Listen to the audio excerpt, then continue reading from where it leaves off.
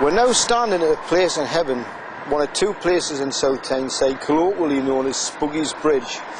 Origins of the name are lost in the mists of time. Nobody knows why it's called that.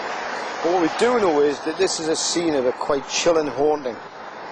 1973, a police officer was travelling down this road in his car, and out of nowhere a man stepped into the road.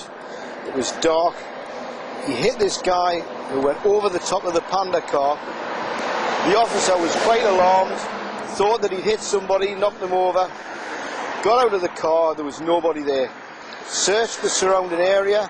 There was absolutely nobody around, and yet he knew that he'd hit somebody.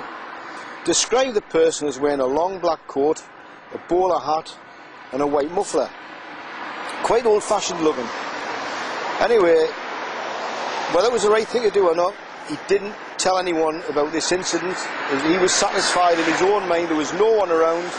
Years later, mid-1980s, two officers in a panda car, again travelling down this road, had exactly the same experience.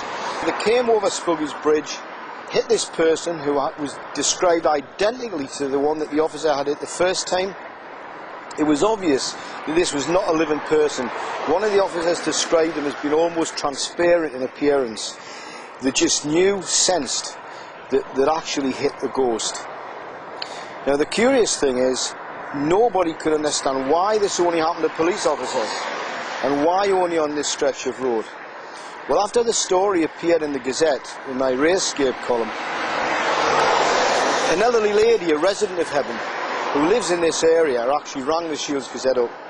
Basically what she said was that she remembered as a child in the mid-1940s that there was an old chap from Heaven who was killed in a hit-and-run accident on this very spot. He was knocked over. They never found out who had hit him.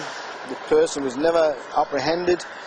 But it's on this very spot that on at least two occasions that I know of, police officers claim that somewhere this phantom, this apparition has just stepped out of nowhere in front of the car, hurtled over the top of the car as if it'd been knocked, and yet when the police officers get out, there's nothing to be seen. This has to go down as one of the eeriest and the most spooky stories in this borough. It was one of the first ones I ever covered in my column. To this day it still sends the hairs on the back of my neck standing up whenever I talk about it. A very, very strange story indeed.